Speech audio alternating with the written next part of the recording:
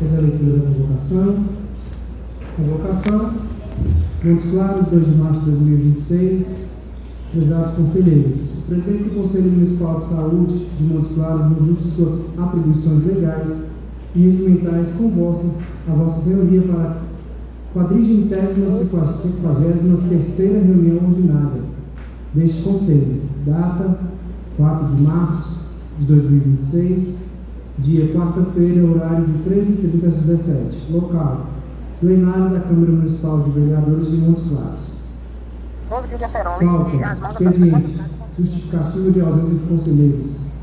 Nosso secretário de filho. As mangas deu 186 quilos e 186,35 gramas. E 12 quilos de acerola.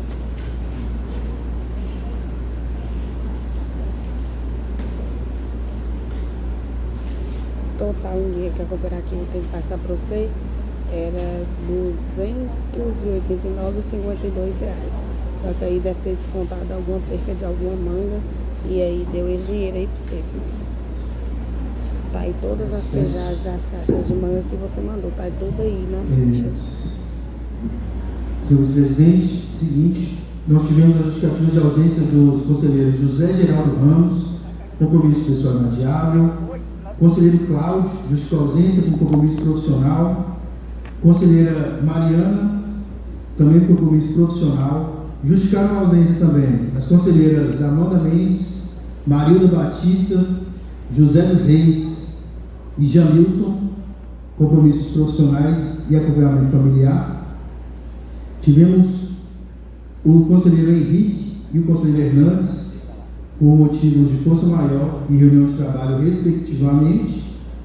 Conselheiro Williams também justificou a ausência.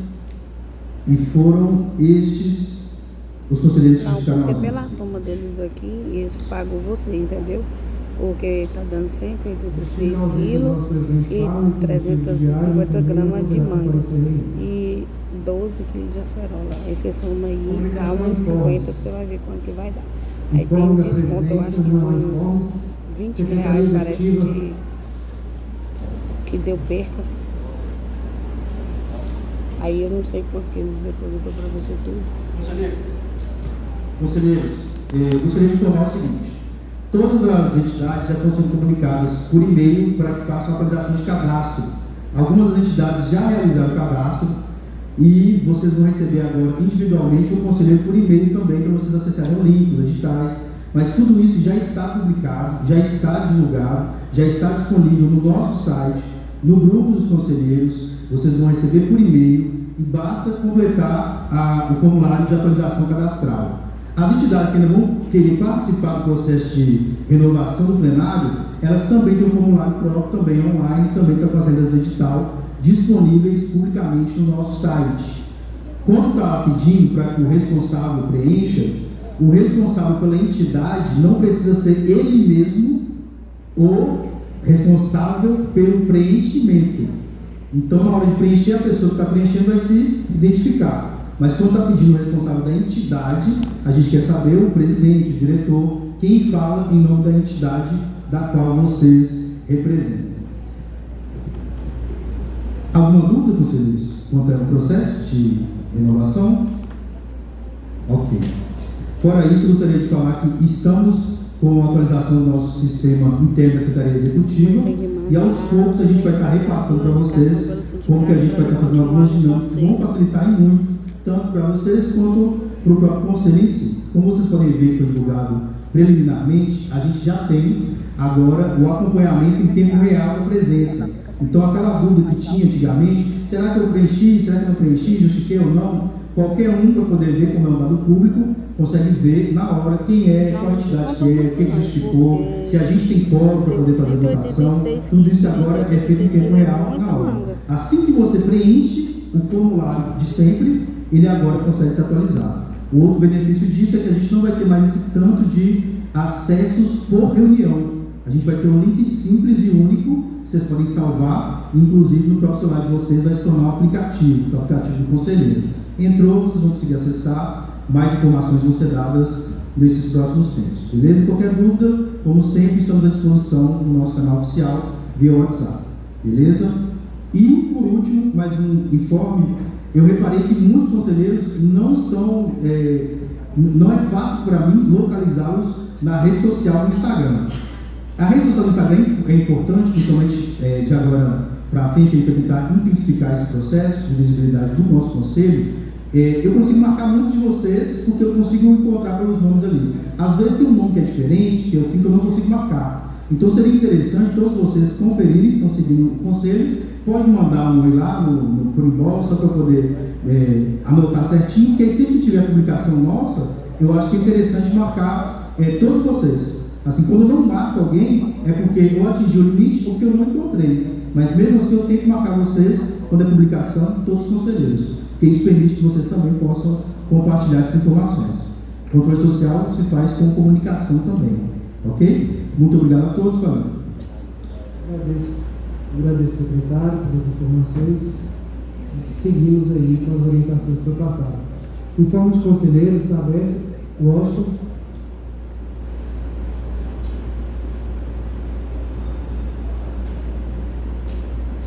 Boa tarde a todos e a todas. Vou parabenizar aqui, presidente, o nosso secretário, Alexandre, pela mudança drástica que ele fez no nosso conselho, que é respeitar, conhecido por todos. Ele tem que agradecer muito ao Alexandre. Vou fazer uma cobrança aqui, que já foi cobrada por presidente Fábio, por mim, do slide, dos contratos, que não foi passado para a gente. Acho que é uma falta de respeito à secretaria, com os conselheiros que tem a fala aqui. Então, nós estamos aguardando.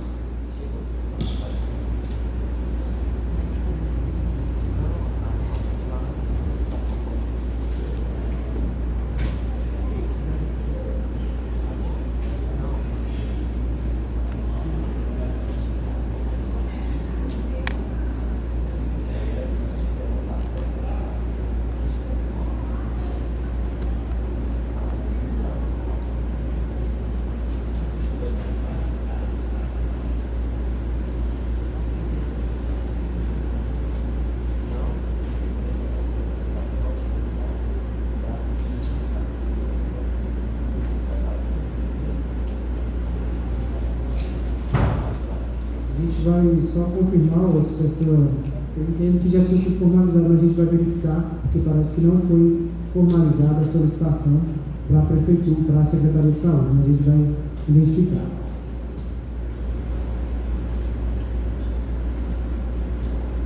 Senhor presidente, tudo aqui é pouco.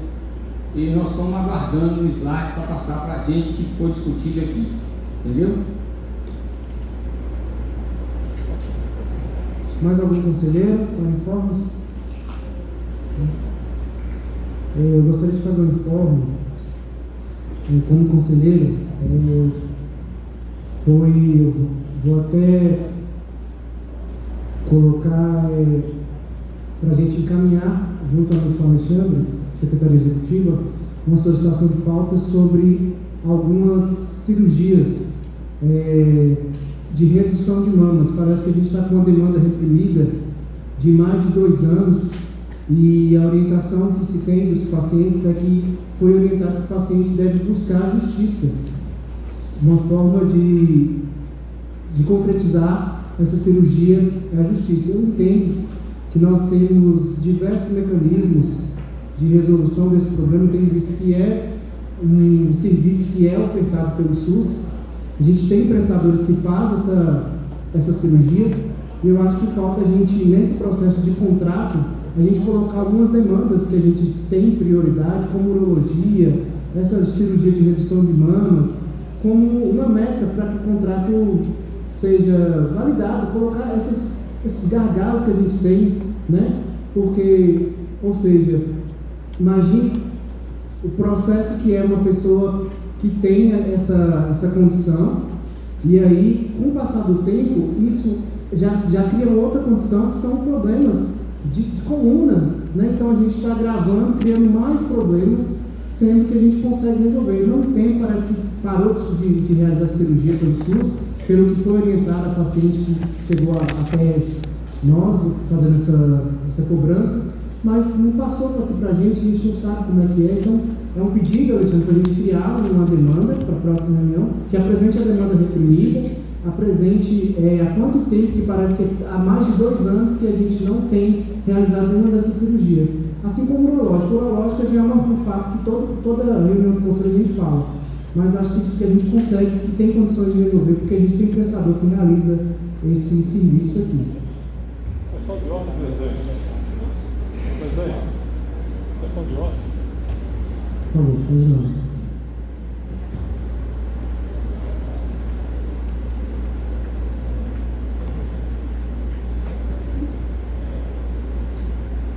Boa tarde a todos. Agradecer mais uma vez essa honraria que está no Conselho, secretário Eduardo.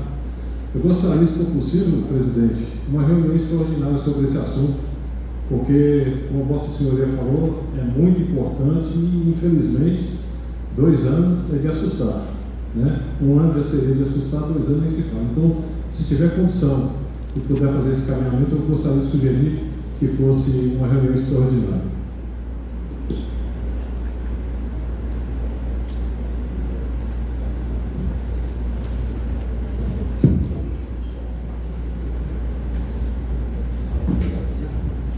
Pessoal, boa tarde a todos, a todas. Gostaria de cumprimentar aqui o Joel, nosso presidente do dia de hoje, né, Joel? A todas as pessoas da mesa aqui e também os conselheiros e as conselheiras. Em relação ao que o Washington colocou, o secretário pediu que fosse feito da mesa do conselho a solicitação da apresentação que ele já autorizou encaminhar. Então é só chegar um e-mail pedindo a apresentação, a gente vai anexar no e-mail e entregar o e-mail para vocês, tá bom? Quanto a isso não há problema. Em relação às questões de cirurgias, sabemos sim que, né, para algumas especialidades nós temos muitas dificuldades de ofertar, tem diversas questões envolvidas, né? Em relação à mama, especificamente, a gente vai precisar verificar o que é o caso concreto. Eu acho que é importante verificar isso, mas é bom salientar que a capacidade do município de ofertar a cirurgia está atrelada à capacidade dos prestadores de realizá-las, né? Tem questões de contrato envolvidas. Joel falou uma questão importante: a gestão avalia as prioridades para colocar no contrato mesmo. Temos hoje programas estaduais e federais para redução de filas, e o município está aderido a todos eles, né? Então, em algumas situações, o município tem dificuldade de ofertar algum procedimento cirúrgico, não porque faltou dinheiro e não porque não tem um paciente, mas porque o prestador não tem condições de ofertar, em muitas ocasiões, né? Então, temos também questões que a capacidade de ofertar do prestador é reduzida, então a fila flui com muita dificuldade, né? E esse prazo, por exemplo, de 2 anos, liga um alerta, porque eu acho que pode ter alguma questão no caso beleza, mas eu vou falar com você, se a gente passar um lanche para você, a gente sei como se diz, comer o que a gente come, entendeu? A gente agiliza isso. A Secretaria está trabalhando muito isso, inclusive no momento estão sendo construídos os editais do programa Menos Fila Mais Saúde, né, que é uma proposta do município para reduzir as filas, e eu creio que vai chegar uma hora boa para vocês discutirem isso.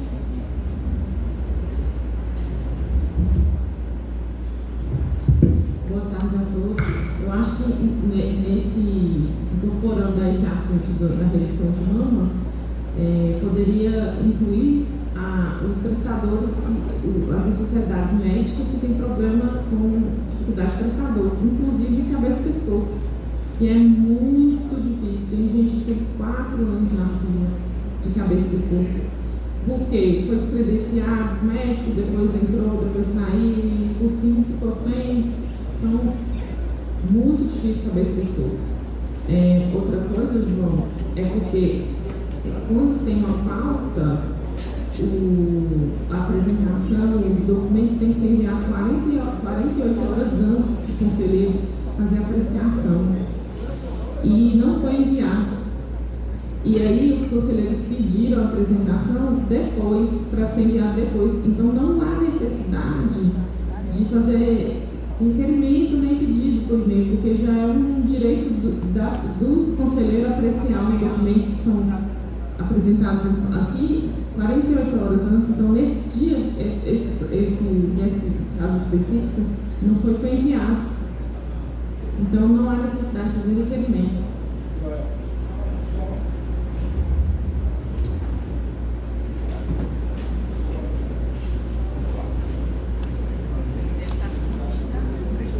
Ô João, é o seguinte, o slide sempre ter visto antes. A gente lia, já vinha para cá, já referendar para votar. Como não ocorreu, eu como conselheiro acredito que todos aqui estão com interesse, o mesmo interesse, então acredito que eu estou falando em nome de todos. Foi pedido também por mim e por presidente Fábio. Márcio.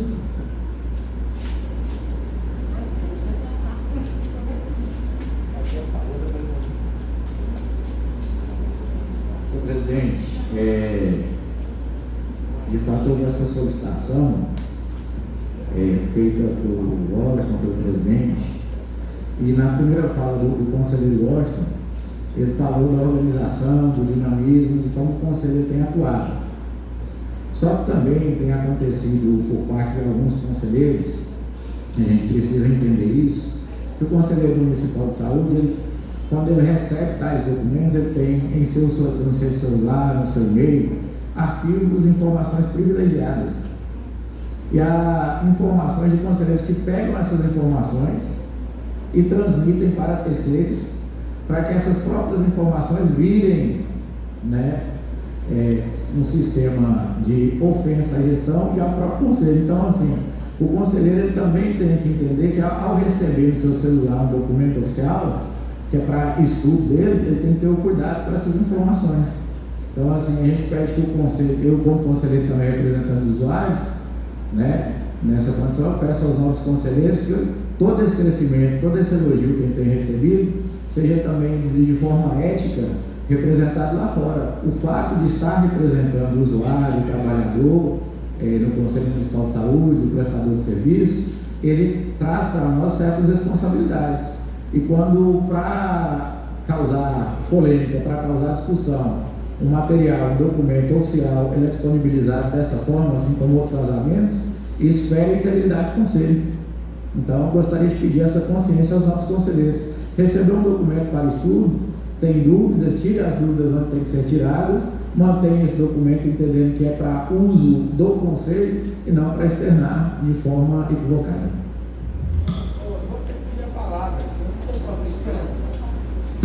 A gente já solicitou, já vamos fazer o trâmite. Eu acredito que essa pauta é interessante, mas a gente tem que pensar que a gente tem uma lei hoje no Brasil, que é a Lei Geral de Proteção de Dados. Eu acredito que o documento que veio pelo Conselho não infringe a LGPD, mas eu concordo com o Márcio que a gente, como conselheiro, temos que ter esse caráter ético de não compartilhar informações e entendo que sim, isso.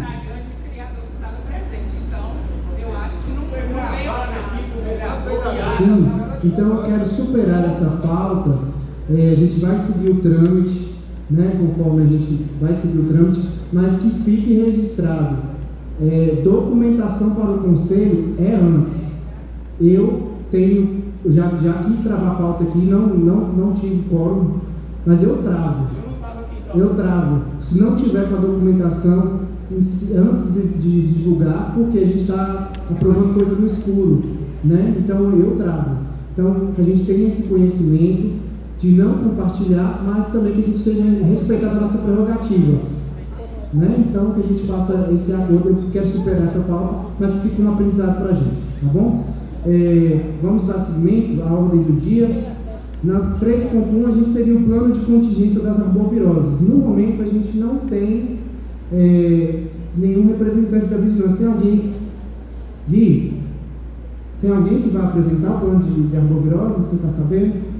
Então a gente vai inverter a pauta Para 3.2, que é a apresentação do quadro de acolhimento dos usuários do Serviço de Saúde Mental, contratado junto aos prestadores do HU, o Hospital Arotorinho e leitos disponibilizados no CAPS. Quem será que vai apresentar? A palavra da Raimara.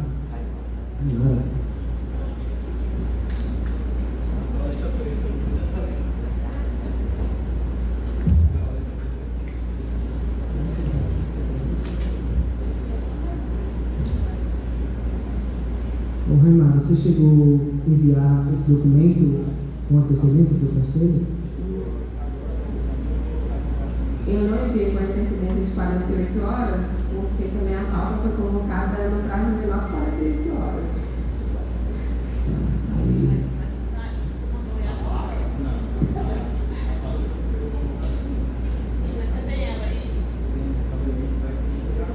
Ok.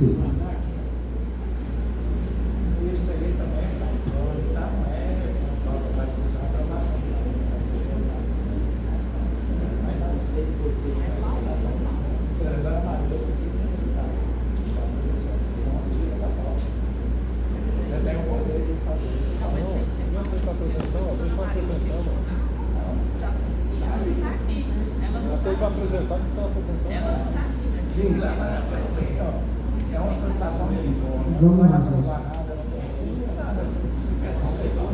Sim, gente, o que eu falo? Vamos lá, vamos só para a gente entender. A gente não recebe só arquivo quando vai aprovar ou não. Eu preciso conhecer porque eu preciso ler, porque na hora que ela apresentar eu quero tirar dúvidas, porque eu não entendi. Isso. Espera aí, não, está fugindo do escopo do negócio, não é isso. A gente precisa seguir o rito das coisas. Tudo a gente não recebe antes. Não deu certo. Peço desculpas, foi uma falha nossa que a gente não pediu dentro de 48 horas. A gente precisa alinhar isso depois, em reunião interna da diretoria, e para a gente seguir esse rito. Porque não é, não vai aprovar, não precisa, não. É errado. Viu? A gente tem que seguir as coisas conforme é o rito, sempre foi. E agradeço, não é, Mara? Boa tarde. Eu cumprimento a mesa, o presidente, o subsecretário João, os colegas conselheiros e os demais presentes. Falar um pouco sobre a rede de atenção psicossocial do município de Montes Claros.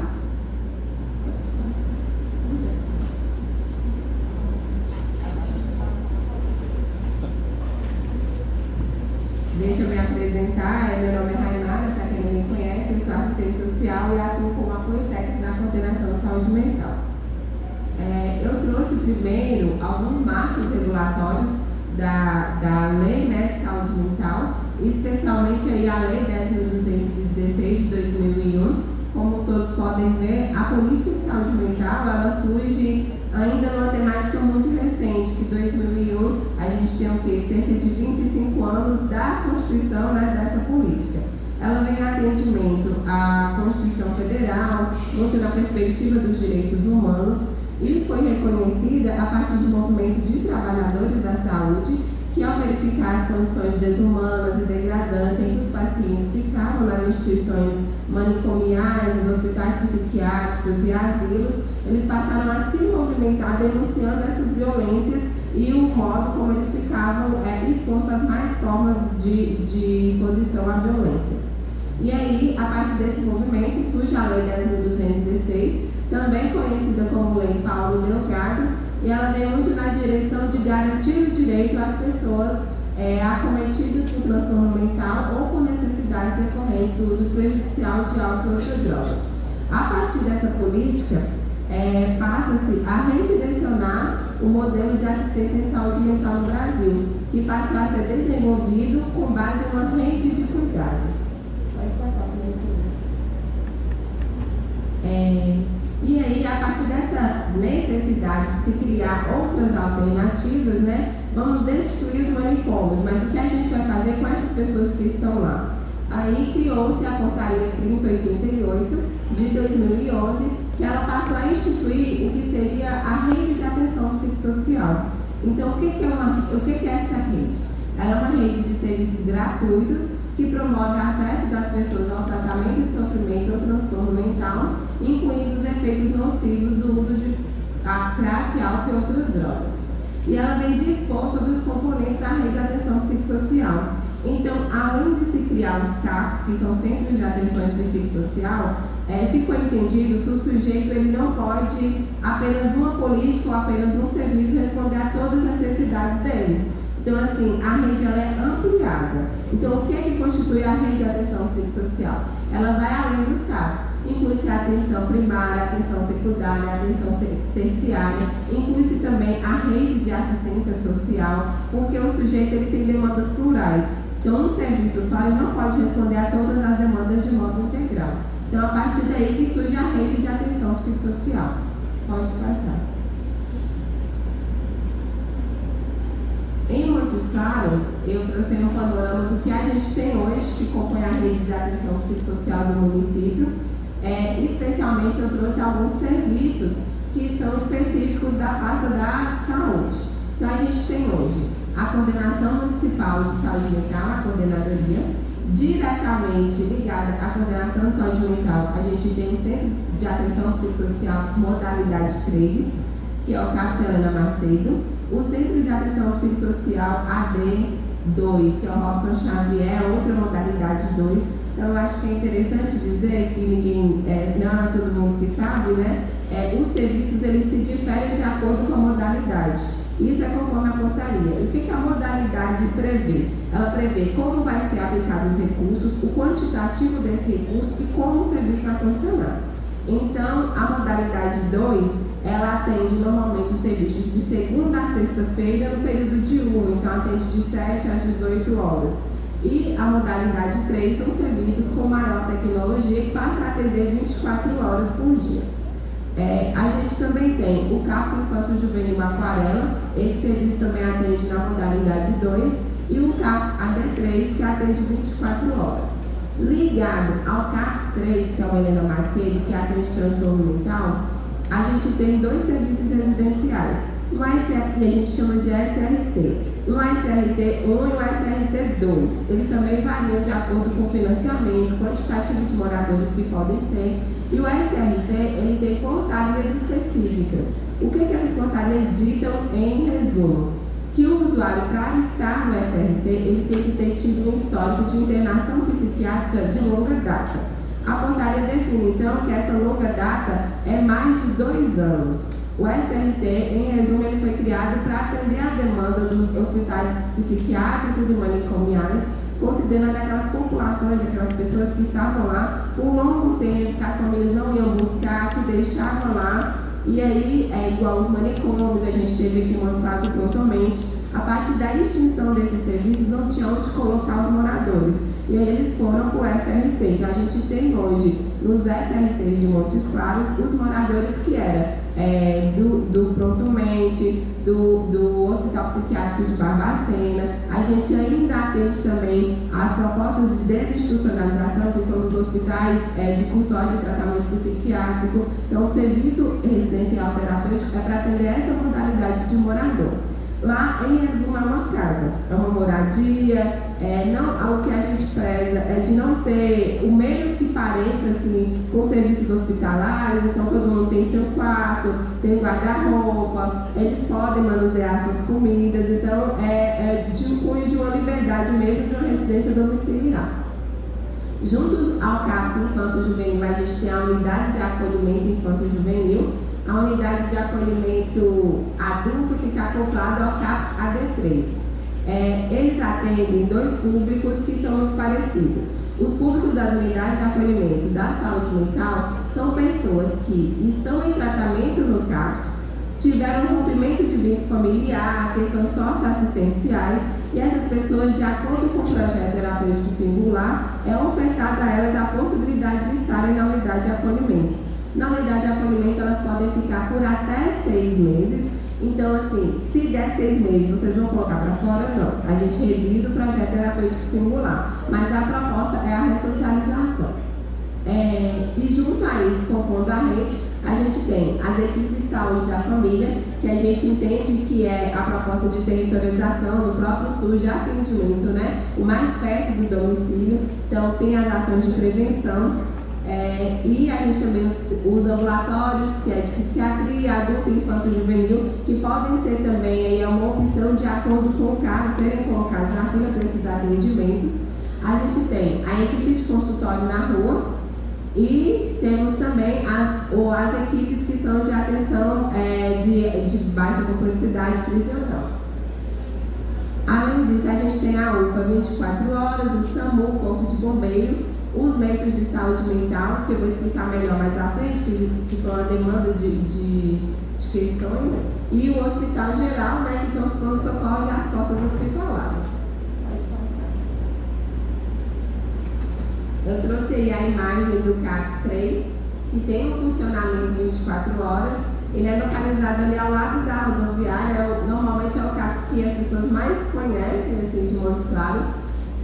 Ele funciona 24 horas, ele funciona 24 horas. Ele acolhe 24 horas? Não. A gente não tem acolhimento 24 horas. Então, o CAPS, ele tem um acolhimento a demandas espontâneas, então a população pode chegar lá por encaminhamento, demanda espontânea, via SAMU, Corpo de Bombeiro, de 7 às 19 horas para acolhimento. Esse paciente, ele sendo acolhido e sendo verificado que ele necessita de um tratamento mais intensivo, ele é remanejado para acolhimento intensivo, que a gente fala que é o acolhimento noturno. Então, ele pode ficar aí nos leitos de acolhimento noturno, e fica a equipe multiprofissional, não tem a presença do mestre no período noturno, mas fica a equipe de enfermagem, a equipe de técnico de enfermagem, cuidando desse paciente com essa oferta de cuidado. E durante a noite, Aymara, se porventura o paciente tiver alguma intercorrência, precisar ser atendido, a gente faz um remanejamento e a condução desse paciente, de repente, se for questões clínicas, para o hospital. Então, a gente tem uma ambulância, né, que fica para atender essa demanda. O atendimento ele é ofertado 24 horas, tem a permanência noturna. De acordo com a portaria, o CAPS 3 ele só pode ter 5 leitos. Então, ele atende uma capacidade de leitos menor que o CAPS AD3, mas é considerando especialmente a clínica, porque o CAPS 3 atende às questões de transtornos mentais graves, severas e persistentes. Então, pode ter agitação psicomotora, precisa de uma robustez maior e precisa também de uma equipe qualificada para esse cuidado. Pode passar. A gente tem também o CAPS AD3, que funciona na mesma perspectiva do CAPS Helena Macedo, com funcionamento 24 horas.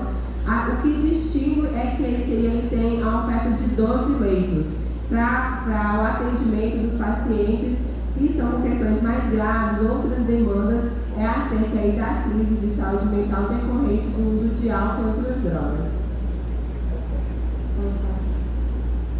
A gente tem o CAPS AD2, que tem um acolhimento diurno de 7h30 às 18 horas. Esse aí ele não possui leitos de acolhimento noturno, mas caso o paciente ele seja acolhido nesse serviço e tenha a demanda de acolhimento noturno, é feita articulação com o CAPS AD3 e esse paciente ele vai para lá ficar nesse acolhimento noturno, caso seja necessário um projeto mais intensivo.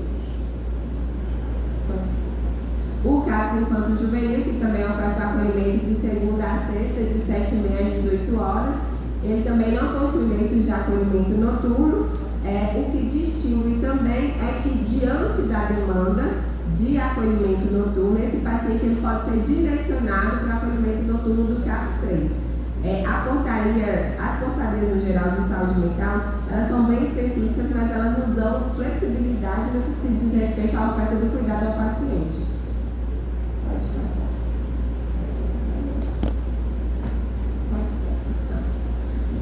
O quantitativo de atendimentos e procedimentos realizados na rede de atenção psicossocial. Esse quantitativo eu fiz o levantamento com base nos dados do RD que é apresentado e também do que a gente tem em relação ao ano de 2025 no total. Então, o CAPS 3, ele ofertou um total de 48.098 atendimentos. O que é atendimento? O atendimento individual, o acolhimento e a escuta também individual ou familiar. E realizou um total de 85.380 procedimentos. O que são os procedimentos? Atividades grupais, demanda de visita domiciliar, de interlocução com a rede socioassistencial, de integração também com outras rotinas fora do CAPS, porque a política quer muito que esses pacientes, eles não fiquem engessados somente lá no CAPS, eles têm que circular pela cidade, né? Então, assim, até esses passeios, etc., são procedimentos também realizados. Além disso, inclui os procedimentos que são aqueles do cuidado em saúde, que é a administração de medicação e outros cuidados específicos. O AD2, ele ofertou 10.330 atendimentos e ofertou cerca de 43.267 procedimentos. O CAPS AD3, 47.703 atendimentos e 99.954 procedimentos. O CAPS Infanto Juvenil ofertou 9.813 atendimentos e um total de 46.165 procedimentos. Então, assim, na rede de atenção psicossocial como um todo, a gente teve a realização de 115.944 atendimentos e 274.766 procedimentos. Esse valor, eu até tentei fazer um panorama, só que nós identificamos, enquanto coordenação de saúde mental, um aumento muito substancial no quantitativo de atendimentos e procedimentos dos serviços. O que significa, né, que a gente teve aí provavelmente um aumento significativo também do quadro de adoecimento em saúde mental da população. Pode passar isso. Os leitos de saúde mental. Em Montes Claros, a gente tem 2 hospitais que são os hospitais que têm os convênios, né, os contratos. Então, no hospital universitário, nós temos 6 leitos de saúde mental e 6 leitos psiquiátricos. E no hospital Doutorinho, nós temos 10 leitos de saúde mental. O que é de gestão da saúde mental, da prefeitura, né? A gente tem a gestão no hospital universitário de apenas 6 leitos de saúde mental. Os outros 6 leitos psiquiátricos, eles atendem a demanda via SUS-Fácil da Macro Norte. Então, os leitos de saúde mental, eles atendem, assim como os serviços, aos municípios pactuados e aos municípios do território de Montes Claros. Então, além de Montes Claros, atende Juramento, Glaucilândia, Itacambira e Vale dos Poções, que são os municípios pactuados. Oi? No HU. Isso. E aí, Aymara, se por acaso todos os leitos psiquiátricos estiverem lotados, chegar no município um paciente que é de outro município que não os pactuados, não havendo fila de espera de internação dos leitos de saúde mental, por vezes, e discutindo o caso, a gente autoriza a entrada, considerando que a política de saúde ela é para todos, né? Atende à universalidade. Pode falar.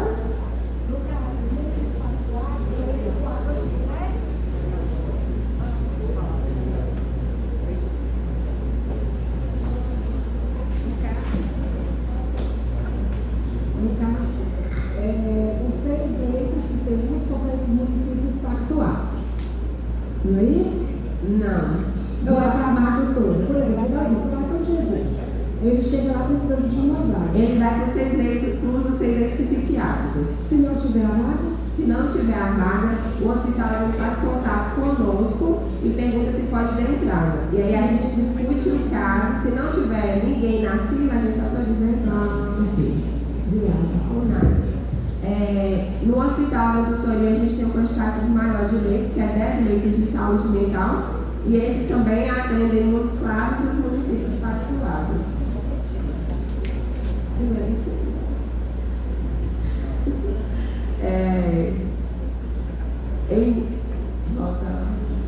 Então, a gente teve um total de 406 leitos regulados no ano de 2025 no HU e 440 leitos regulados no Hospital Doutorinho. Quando esse paciente ele dá entrada para o leito, há um funcionamento diferente dos outros leitos de outras especialidades do município. Essas regulações ela é feita especialmente pela Coordenadoria de Saúde Mental. Então, normalmente, quando o paciente ele chegou na porta do São Lucas e ele é ensejador de internação, o São Lucas faz um contato conosco e a gente media a entrada desse paciente para o leito. Em média, Márcio pediu para trazer, em média, o valor do leito, a partir da autorização com a IH, é cerca de 2.500 por internação. 2.500.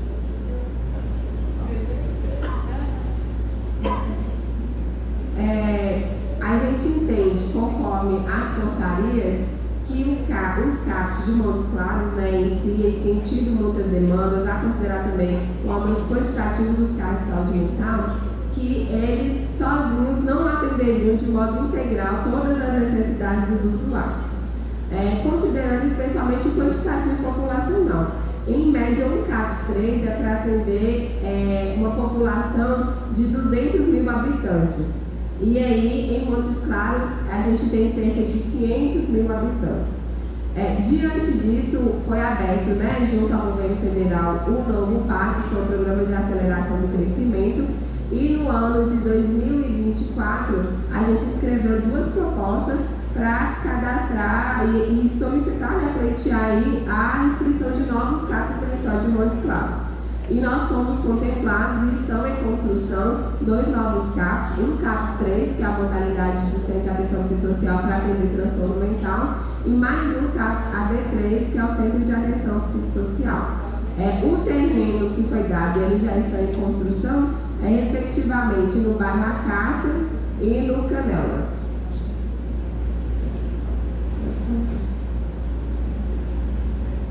Aí é uma fotinha das equipes diante dos movimentos, menstrual antimanicomial. Pode passar, isso.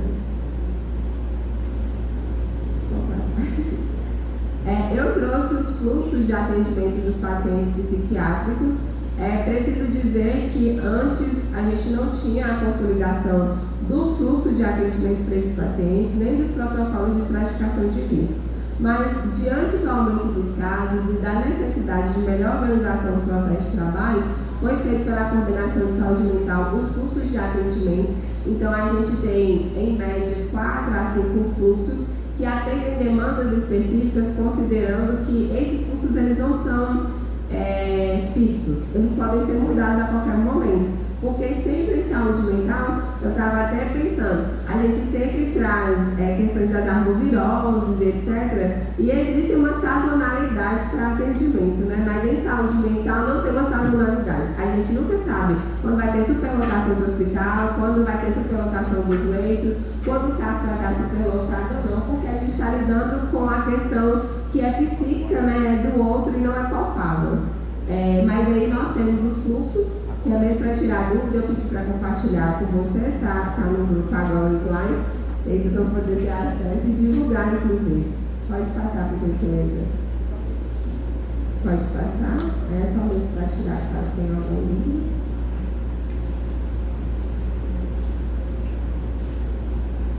Assim, em Montes Claros também a gente criou o protocolo de estratificação de risco em saúde mental. Foi feito pela equipe de especialistas da Coordenação de Saúde Mental.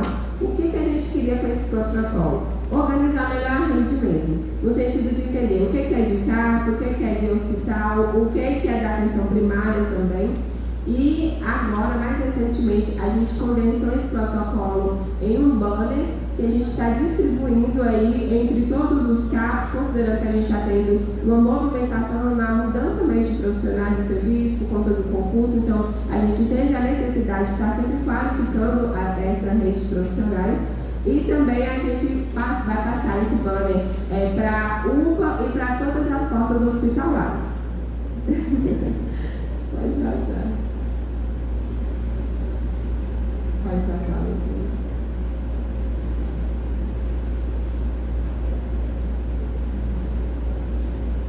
Aí faz referências.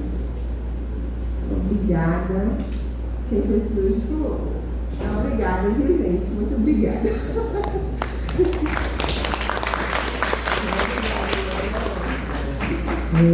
Aberta conselheiros para perguntas. Fernando, Washington, vamos fazer a inscrição? Fernando, Washington, Márcio. Obrigada. Esse é agora que você responder, tá? Carmen. Pode ir lá, não.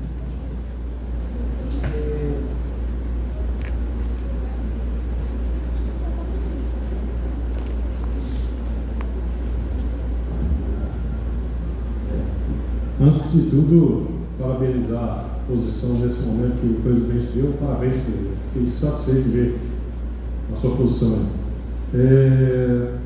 Na realidade, não sei se foi falado, é só para eu entender um pouquinho melhor.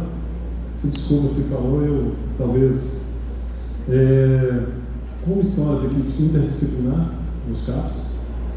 Que antes a gente tinha dificuldade, João, de eu quero ver se conseguimos sanar isso. Final de semana, como é que é feita a interrupção com vocês, hospital com vocês, e se a residência 1 e 2 não entraria nesse processo, nesse que você apresentou, e o outro você já falou que foi a interrupção entre os PSF que eu ia sugerir, que eu acho fundamental. Esses meninos são formidáveis, e sem eles a gente não consegue atingir a ponta de forma alguma.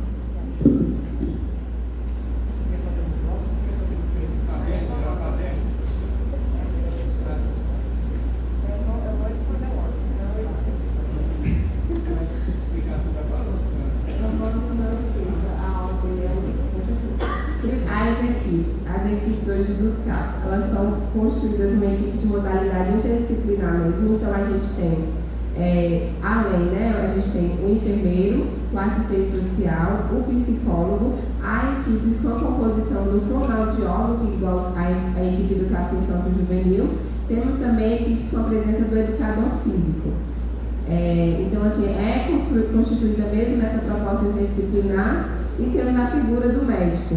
Além disso, eu acho que é um avanço, eu visualizo assim, hoje a equipe da Coordenação de Saúde Mental ela é também construída de forma interdisciplinar, para a gente poder conseguir dar suporte às equipes dos serviços de média complexidade. Então, hoje na Coordenação de Saúde Mental a gente tem, além de mim, que são assistente social, a gente tem um enfermeiro, uma psicóloga e tem uma médica também, psiquiatra, que dá suporte. Qual que é a pergunta? Final de semana, interlocução do hospital. Sim. Aos finais de semana, as regulações de saúde mental nos leitos continuam. Então, quem faz essa regulação é a equipe da Coordenação de Saúde Mental. Então, tem os plantões em que nós ficamos fazendo os plantões via e-mail, via telefone. Então, toda a interlocução é feita conosco. E também os serviços hoje, é até interessante falar, porque eu tinha até esquecido, a gente teve uma recomendação técnica da Secretaria de Estado de Saúde, no que se refere aos serviços de saúde mental, que não fechassem nos feriados nem durante tem os feriados e os recessos. Isso.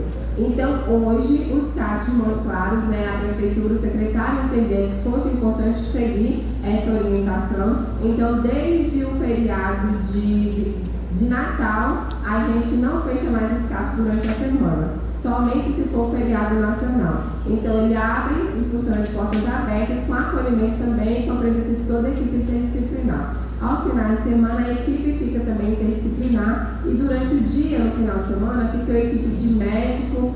A gente está querendo avançar com a equipe também interdisciplinar de assistente social, psicólogo, mas fica a equipe de médico, enfermeiro, e técnico de enfermagem para acolhimento das demandas de UPA, Corpo de Bombeiro e SAMU. Então, eles ficam lá caso tenha demanda que não seja com demanda clínica, o CAPS acolhe aos finais de semana. E a outra é a residência 1 e 2, que para mim é um trabalho espetacular. É a residência de saúde mental? 1 e 2. Então, eu fiz a residência de saúde mental, eu fiz nos CAPs, então ela já está ativa, os residentes eles circulam por todos os CAPs. Durante o período R1 e o R2, hoje quem coordena é o Ricardo, que também é o apoio técnico da coordenação enquanto enfermeira.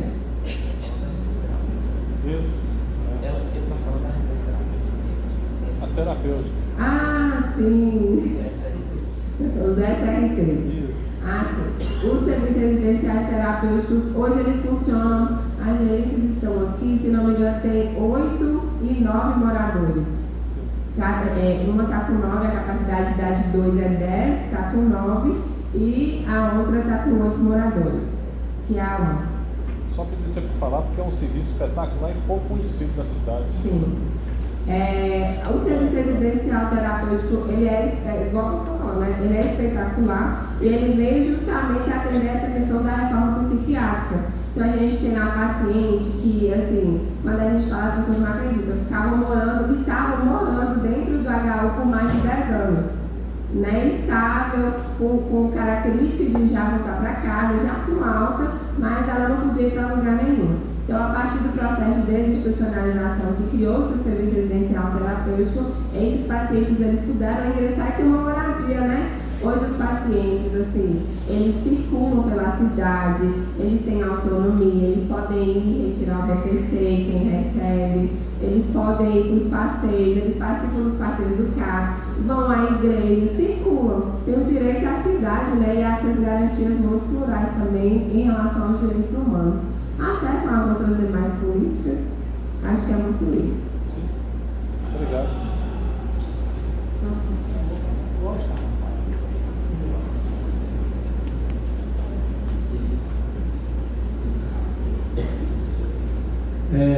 Eu não tenho dúvida, eu já bati tanto aqui na Secretaria de Saúde, nos outros governos, nesse governo.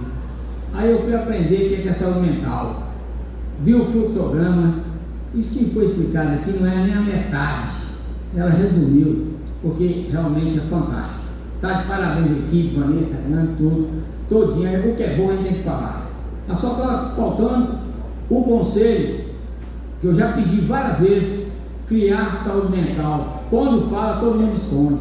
Eu vejo, gente, ela não comentou aqui, direcionar em crise os hospitais, que é HU, Universitário, e o Aerotorinho, que eu vejo facilita. Agora, o nosso direito que eu pergunto para você é sobre esse demanda que está tendo o SAMU. Tem ali, o SAMU pega o cara por ruim, me leva ao desgodinho. Eu vou para o desgodinho, que não é referência. Aceita, me estabiliza, quem paga? O SUS. Como paga? Se tem um manifesto, se tem uma coisa que foi discutido nos contratos com a gente lá, a gente teve a dúvida semana passada, mas Vanessa já está resolvendo, Vanessa esse contrato. Só isso. Agradecer.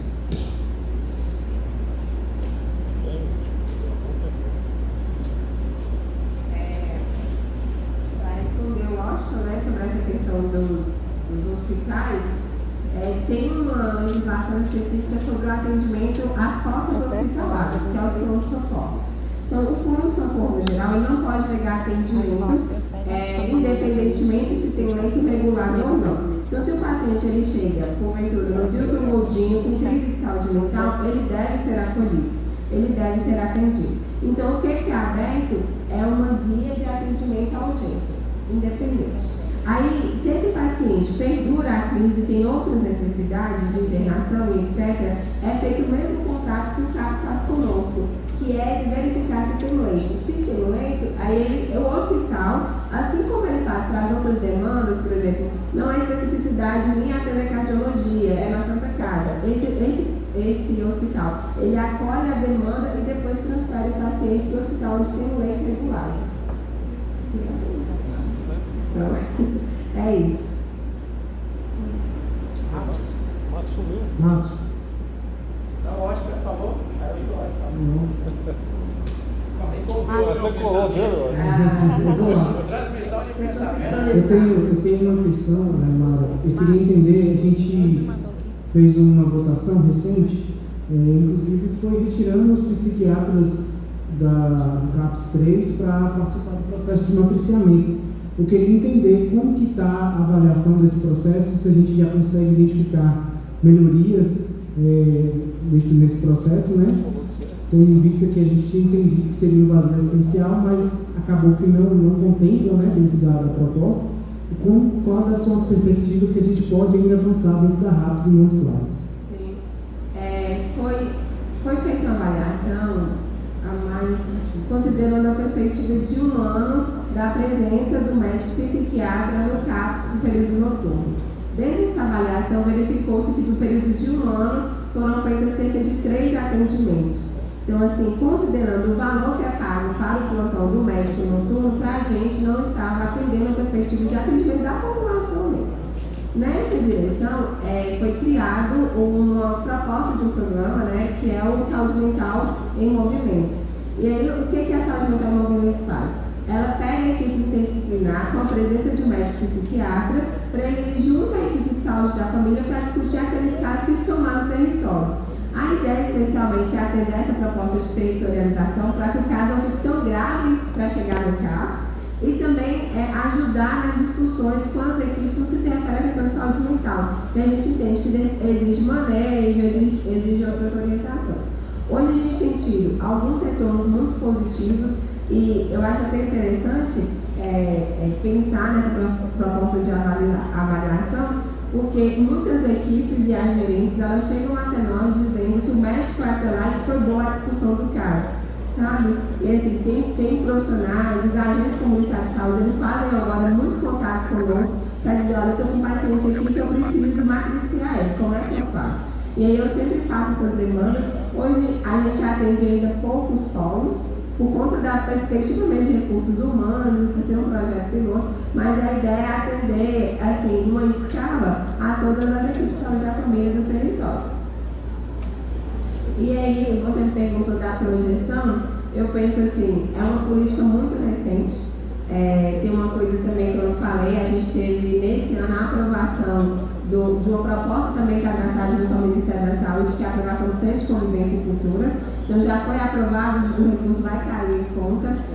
Com a aprovação do Centro de Convivência e Cultura e a construção dos 2 novos CAPs, em muitos casos ele chega no nível que é considerado de gestão plena em saúde mental. Então assim, com esses mais 2 CAPs, a gente vai ter cerca de 17 leitos de saúde mental para acolhimento noturno. A gente entende que, porventura, esses momentos que acontecem de superlotação dos pronto-socorros, eles vão tender a diminuir, porque os CAPs eles vão dar conta do manejo dessas questões de saúde mental. Então, vai para os hospitais os casos que são mais graves, mais severos. E aí eu penso que quando esses serviços eles estiverem em funcionamento, essa é a filha dela, a filha da Dona Wanda, que está viajando para Sorocaba. Ela vai fazer uma cirurgia das vistas. Quem atendeu você foi o Paulinho. Só que ele não sabe assim conversar direito, não entende muito eu acho que a sociedade também tem caminhado muito para esse olhar mais acolhedor e direcionamento do que é um caso. Antes tinha muito assim, um receio, a sociedade tem assim, um receio de ir, o próprio estigma que se tem em relação à saúde mental. Ela é a psicóloga, mas a gente tem construído fortes parcerias na gente, fortalecendo o nosso trabalho comunitário, o processo, o saúde mental movimento, mas também fortalecendo nossos grupos com a atenção às urgências e emergências. A gente tem tido um apoio muito forte da diretoria, de emergência. João também tem nos ajudado muito nesse processo. E eu acho que é entender na prefeitura e na política de saúde que nós somos um todo. Né? Então não existe só a saúde mental, mas existe a política de saúde e tentar atender isso. É isso. Mais uma pergunta. Eu vejo uma oportunidade muito grande. Eu vejo que a gente ainda tem uma demanda reprimida, João, de psiquiatra muito grande. E eu entendo que cabe um pouquinho, no meu entendimento, Raimara, muitas dessas pessoas, se ela passasse pela equipe interdisciplinar, em vez de eu encaminhar a pessoa diretamente para o psiquiatra, eu encaminho ela para o CAPS para ela fazer um acompanhamento com a equipe multidisciplinar, que nem sempre, em todos os casos, é psiquiatra. TAG, certo? Eu tenho TAG em alguns momentos da minha vida, mas eu entendo que talvez esse processo, eu conversando com a psicóloga, com a assistente social, com a equipe multidisciplinar, eu consigo resolver. Então, eu acho que cabe até uma expertise nós da saúde, da atenção primária, pensar nessa proposta de não encaminhamento direto ao psiquiatra, sabe? Encaminhar ao serviço do CAPS, a equipe multidisciplinar do CAPS, como uma proposta que aí, passando por esse processo, como eu entendi aquele formulário, como uma escola de processo da saúde mental, né? Então, eu acredito que isso é uma oportunidade que a gente tem de filtrar essas demandas reprimidas para que realmente os casos que precisam de atendimento psiquiátrico sejam atendidos, né? Para que a gente fuja desse vazio, dessa procura que muitas das vezes a pessoa, não, foi só uma crise de um luto, eu estava lutado e me encaminhou para o psiquiatra e eu já estou bem. Então, essa pessoa permanece na frente. Então, é uma proposta de pensar junto e construir essa dinâmica diferente. Gabriel Jorge está te pedindo a foto da RG sua. Aí ela tem como olhar lá se ela chegou na receita. Eu só queria complementar, gente. A rede hoje de saúde mental, ela muito fácil é uma das maiores redes de toda a macronômica, né? pelo porte do município também. mas ela ainda, no momento, ela ainda é insuficiente para as demandas que tem, né? Então a gente tem percebido aí uma mudança de perfil do paciente, nós temos verificado também uma exacerbação de surtos, de crises, né? Temos a questão séria de álcool e drogas. Então, esses pacientes, eles estão agudizando com muita frequência, acionam muito as portas de entrada dos hospitais, né? E também os próprios CAPs, né? E hoje o desafio de Montes Claros é realmente amadurecer uma RAPS que seja resolutiva. A rede está aí, ela vem, né, se consolidando cada vez mais. A gente tem tido, né, alguns, vamos dizer assim, uns desafios relacionados ao acesso do paciente à porta de entrada do hospital. Não é o paciente regular, é o paciente que chega na porta, de demanda espontânea, né? Então, a gente tem trabalhado muito isso, discutido com o Ministério Público, o município, com superintendência, SAMU. Temos avançado com dificuldades, mas eu creio que hoje a situação melhorou muito, já esteve bem pior, né? E eu acho que essa situação ela vai melhorar um pouco com o tempo, quando a rede realmente tiver esse amadurecimento, do SAMU entender, por exemplo, o que é o papel do CAPS, os hospitais compreenderem o que é o papel deles, inclusive, também, né? A gente tem muito problema, o paciente chega na porta do hospital, o hospital não recebe. O paciente surta. E aí, eu acho que isso vamos dizer assim, é um amadurecimento. Isso com o tempo a gente vai melhorar mais, né? E com os novos 2 CAPs, eu acho que a gente vai ter uma autonomia melhor para gerir a rede. Talvez com esses 2 CAPs lá na frente, com as 2 UPAs, a gente tenha até segurança lá na frente de avaliar se a central de regulação poderia, por exemplo, ficar com esse leito que a gente regula hoje, para ser regulado por uma central, a central de regulação estadual e não o município. Mas hoje o município ele age em relação a essa regulação dos leitos com muito cuidado, sabe? Eles se preocupam a avaliar o paciente se realmente é o paciente que precisa acessar o leito, para que a gente não cause desassistência não só para o paciente daqui, né, de Montes Claros, mas também de outras pessoas, de outros municípios que também acessam a nossa rede, né? Então, a gente tem evoluído bastante, eu espero que a gente consiga criar o centro de convivência posteriormente, que é o único componente da RAPS que a gente não tem ainda, né? E realmente a gente tem uma rede completa e resolutiva. Problemas sempre vão existir, mas a gente vai ter uma capacidade melhor de enfrentar eles.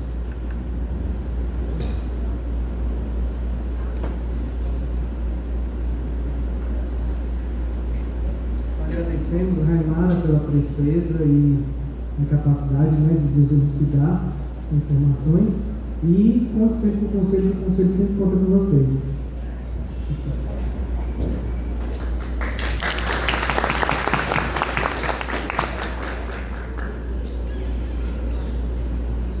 Então, como fizemos o processo de inversão de pauta, agora a gente vamos ter a apresentação do plano de contingência das arboviroses. Priscila Pimenta.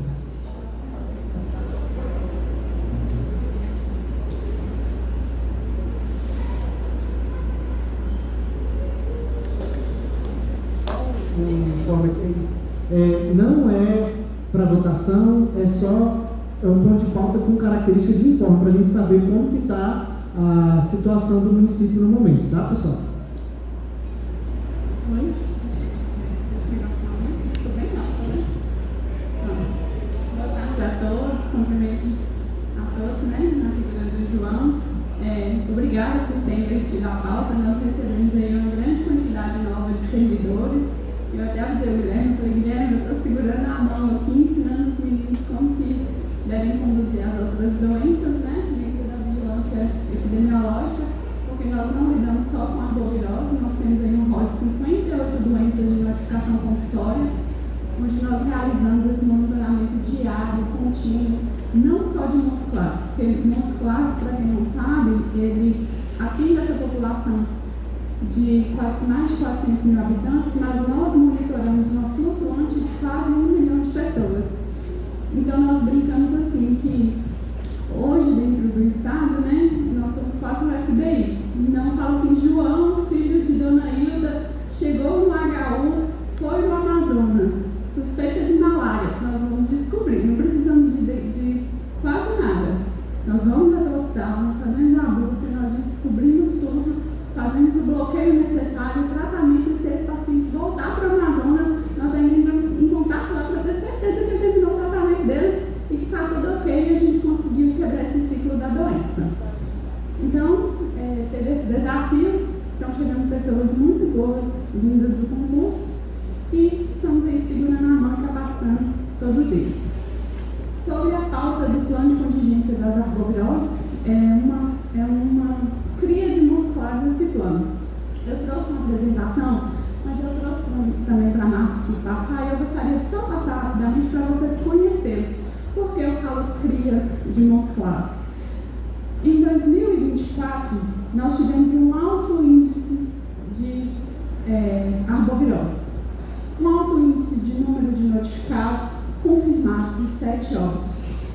Então, nessa perspectiva, onde a gente já sabia e já sentia essa necessidade de mobilização, nós resolvemos, como gestão, e até mesmo apoiado por essa casa, né, por esse Conselho Municipal de Saúde, sair da mesmice, que era aquele plano que a gente fazia por obrigatoriedade, onde nós tínhamos que preencher para prestar contas dos recursos que vinham para este enfrentamento. Então, qual foi a proposta colocada para 2025? Fazer diferente. E neste momento, nós sentamos com todos os responsáveis pela assistência à saúde de Montes Claros, então não envolveu apenas a Secretaria de Saúde, nós mobilizamos também os hospitais para que nos ajudassem, porque eram eles que iriam executar, bem como o Conselho Municipal de Saúde. Então, nós tiramos uma semana e sentamos, reunimos e verificamos o que cada um vai fazer, como cada um vai mobilizar e vai intervir no ponto certo, quem vai coordenar e vai executar essas ações. Então, tudo isso foi muito bem acordado, firmado e contratualizado através do Conselho Municipal de Saúde, que votou neste plano e é o que nós temos em vigor. Então, nós não precisaríamos ser criados em 2021, tinha um vigente, que são a cada 2 anos atualiza. Mas aí nós fizemos o plano 2025, 2026, que passou por todos esses parâmetros. E aí, quando nós sentamos para discutir, nós não achamos formas de parametrizar. Então, não tinha essa parametrização. Ok, quando eu vou escatar um vermelho, quando eu vou estar em verde, quando eu vou estar em amarelo, o que a atenção primária vai fazer? O que eu falo com eles? Nós não tínhamos isso em perspectiva nacional. Então, nós criamos um instrumento, validamos o instrumento e, posteriormente isso, o Estado já estava assim, manda seu plano, deixa eu ver como está. Nós publicamos em uma revista de caráter nacional.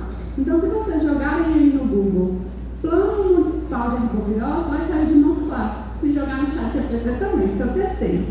Então, assim, vai sair este plano. Então, ele foi construído por vocês e para vocês, para que a gente conseguisse os resultados que nós estamos tendo hoje.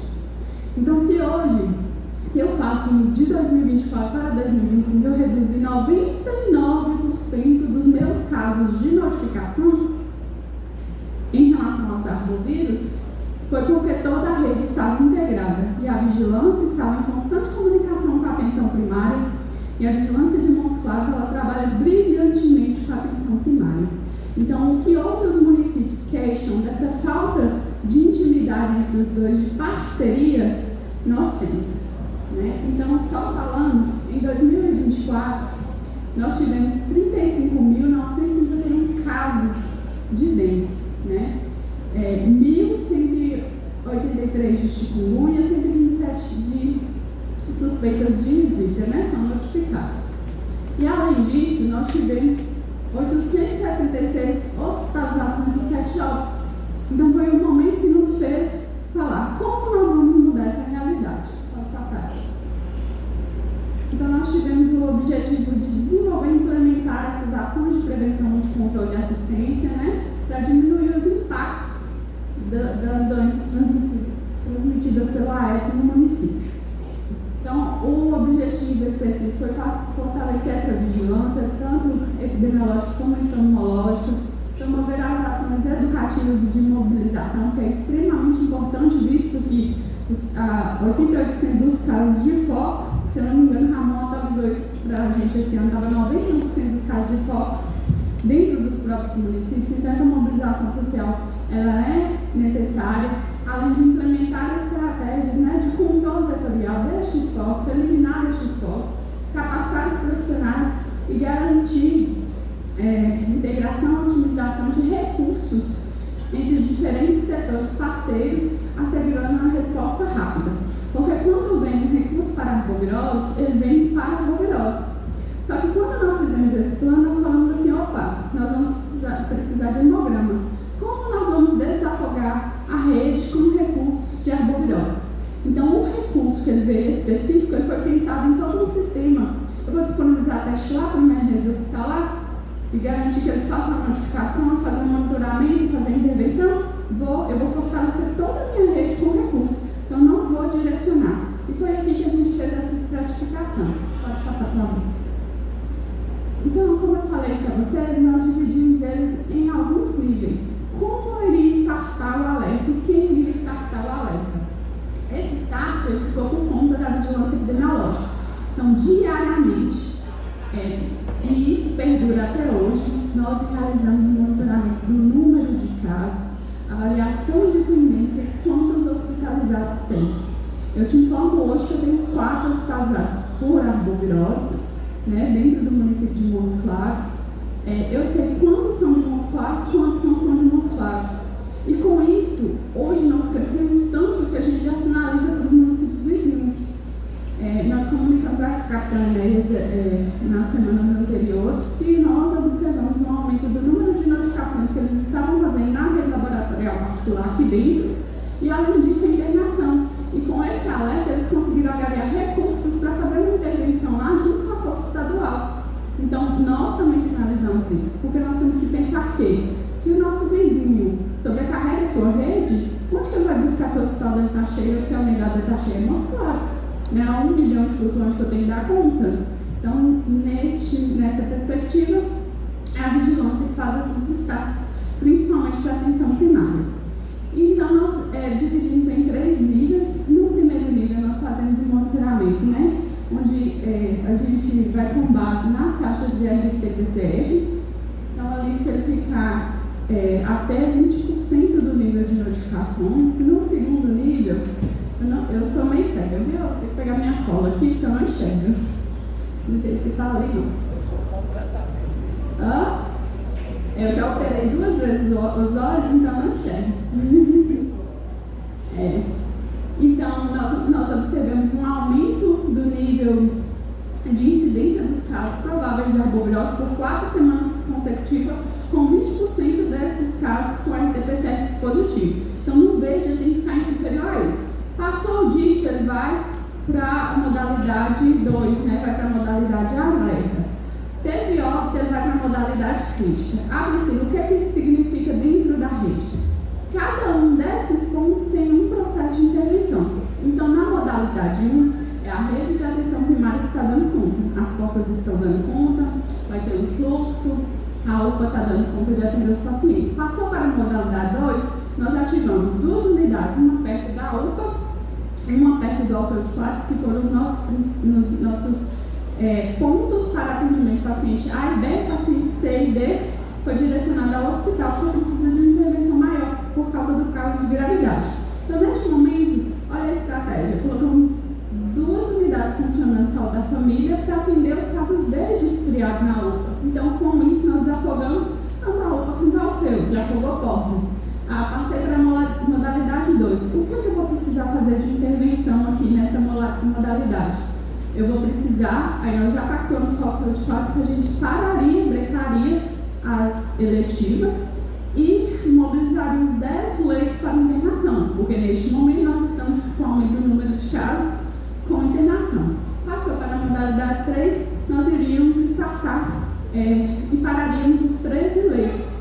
Nós não precisamos utilizar tivesse plano de contingência na modalidade 2 e na modalidade 3, né? Nem no laranja, nem no vermelho no ano anterior. Por quê? Desafogamos a UPA, pactuamos que a rede de laboratório privado que nos atende, sabe aquele recurso? Nós pactuamos aqui R$1.700.000 para o cumprimento dos hemogramas dele. Então o paciente chegou lá na UPA e no ofertado que fosse liberar para casa porque não estaria grave, ele já sairia com o exame agendado, iria no laboratório, faria para levar para o médico lá da atenção primária para fazer o segmento, que tem que fazer durante os 3 dias, né? Então isso aí gerou o quê? Um movimento na rede para não afogar o serviço. E nós conseguimos resultados tão exitosos em relação à rede. Além disso, a compra do soro, compra de equipo, deixou o alerta era diário, as equipes falando como estava. Então nós não precisamos sacar. Tem um checklist feito com todas essas ações, foi passado aqui no conselho, aprovado e publicado. Pode baixar? No final vou pedir você só para colocar o plano para passar para ver como ficou a publicação, mas aí essa parte foi. Aqui eu pode baixar que eu queria trazer os dados. Isso. Aí eu vou ficar só nessa tela. Aí vocês me perguntam como está o cenário em relação 2025-2026, certo? Então, vamos lá para o nosso cenário. Eu vou botar minha colinha aqui de novo.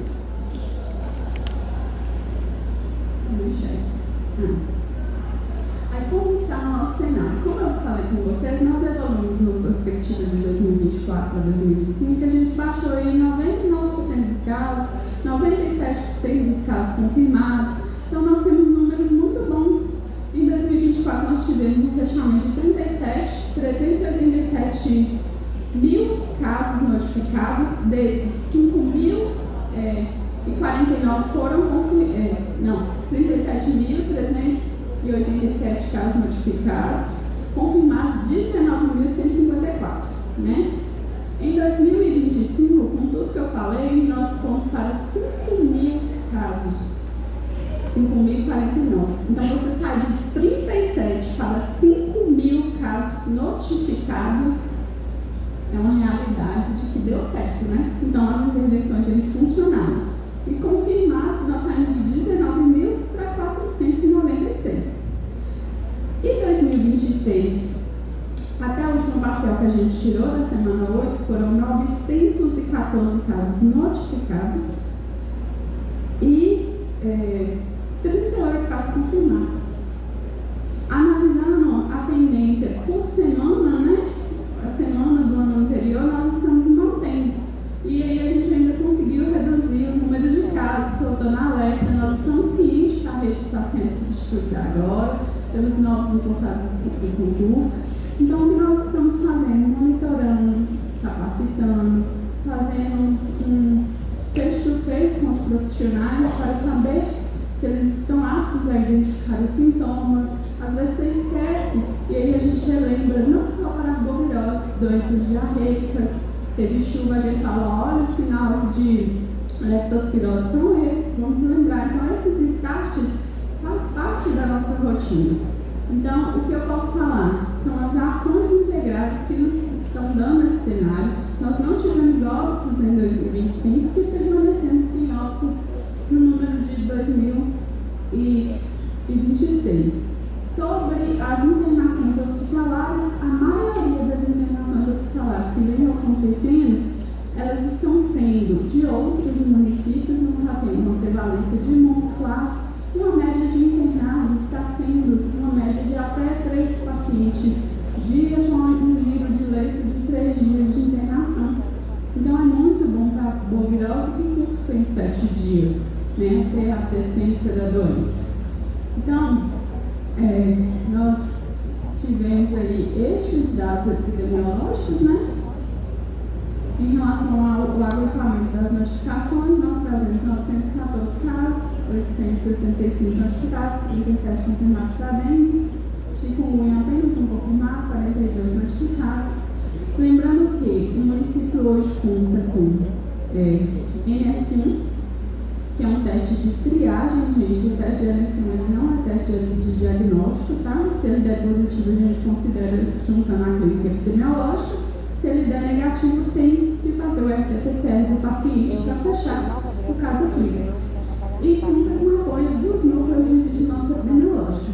Então, nós estamos, eu acho, respondendo a pergunta do Conselho, dentro de um cenário monitorado e graças a todas as ações foram planejadas, desenvolvidas, estruturadas, está funcionando e nós estamos como referência desse cenário epidemiológico aí dentro do estado de Minas, que a gente vê que tem vizinhos nossos aí que estão em alerta em relação a isso. E como epidemiologia em município, é agradecer imensamente a parceria do Conselho, dos hospitais, da população, né? E nós estamos agora frente a uma nova perspectiva, que é a chegada do imunizante da dengue Butantan dentro do município para a arbovirose.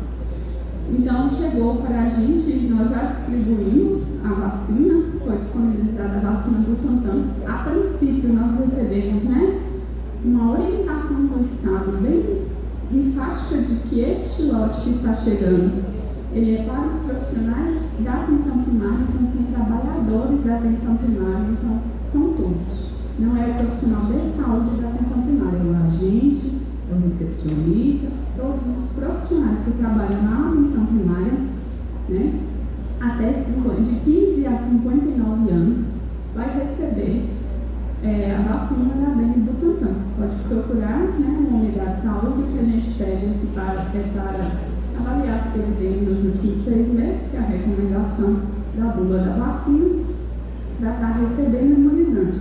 Priscila, mas e os demais profissionais? Eu falo assim, sempre que eles fazem uma estratégia, eles lideram para um público primeiro e vão ampliando.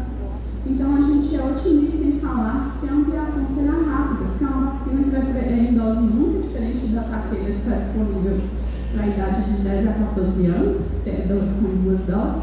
Esse é a dose única e a gente espera que tenha essa ampliação rápida. Foi difícil ela chegar. Quando ela chega, eles começam a expandir. Então, é trabalhar para que os nossos profissionais lá da ponta recebam, tá, gente? Que vocês também se vacinem, por estar lá na ponta contra a dengue. Lembrando que é um imunizante que vai proteger contra os 4 sorotipos.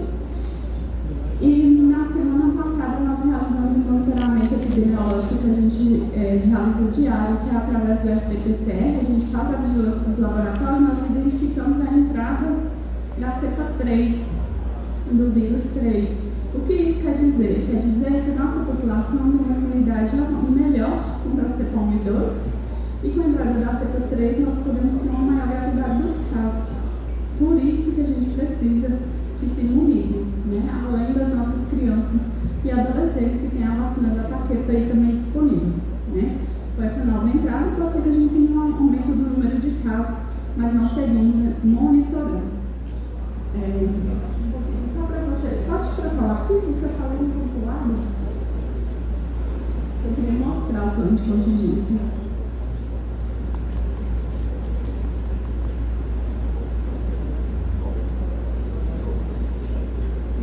Então, aqui para vocês conhecerem, esse é o nosso plano de contingência. Ele passou pelo Conselho, foi publicado na revista de caráter nacional, na RB. Pode passar um pouquinho mais rápido, pessoal. Aí este é o plano, ele vem com toda uma territorialização, né? Com a parte do cenário epidemiológico à época, aí com os nossos índices, curvas. Ele fala um pouco da estratificação das ovitrampas, aquela parte que eu falei, do cenário. Então ele é bem completo. E ele foi utilizado em vários municípios de Minas Gerais, né? Então, assim, Montes Claros tem pioneiro graças a vocês. Eu acho que, para hoje, eu respondi as perguntas e é isso.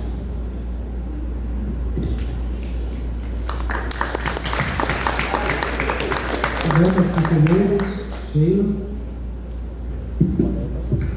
Boa tarde a todos. Gostaria de enfatizar e parabenizar a Secretaria de pela equipe, né? Belíssimo trabalho. Eu penso que isso é esforço de uma equipe muito trabalhadora e implementação de vários métodos, né? Percebemos que a pega do lixo está sendo frequente e recorrente, né? Um calendário muito forte. Os drones, que aí utilizou da tecnologia, né? O mapeamento, houve trampas. Então, assim, para a gente chegar, a gente já teve tanta crise de dengue aqui nos lados, de alguns anos aqui atrás, lembra, né? Quanta gente morreu de dengue hemorrágica, quanta gente internada no hospital, e todo ano a gente fala, todo ano é a mesma coisa, todo ano é a mesma coisa, mas que bom que agora está diferente, né? Podemos falar que em 2025 não tivemos óbito, né? Então, assim, chegamos nisso. E foi assim, aí é bom reconhecer isso, né? Porque quando tem a epidemia, a crise, todo mundo lembra, né? Mas depois agora que passamos umas chuvas super leves, sem problemas, né? Estamos super tranquilos em relação a dengue, né? As chuvas já estão andando para... Temos enchente agora, mas já está andando para acabar, né? E passamos as chuvas numa situação favorável, então isso é de grande louvor e parabenizar todos vocês.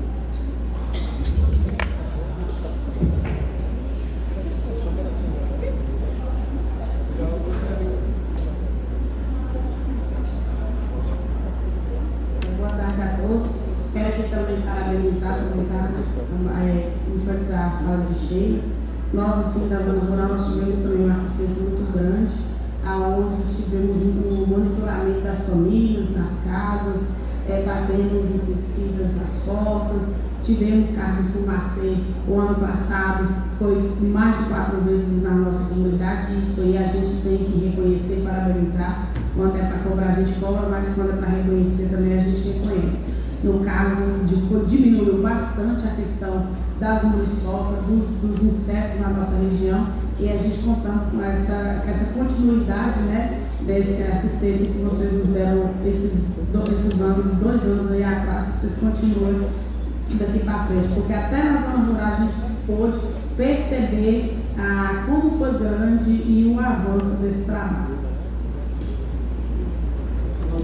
Senhor Valdeci?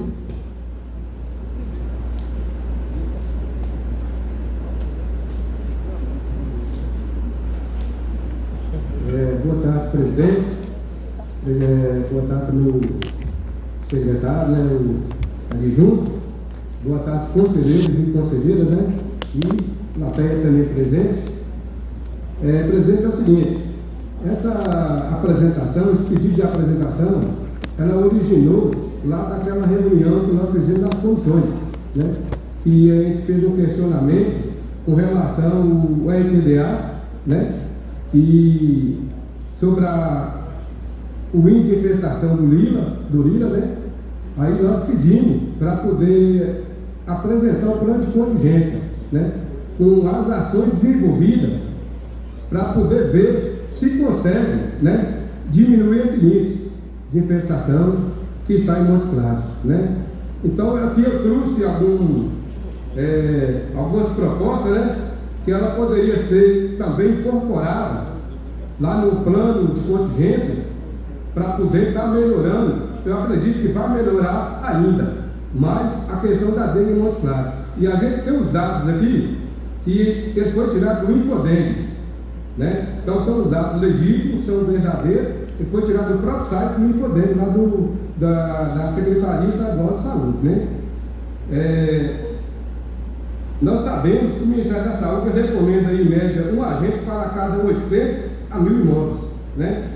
Ou então que seja 2.000 a 2.500 habitantes, né? Em áreas urbanas densas. Montes Claros é uma dessas áreas urbanas densas, né?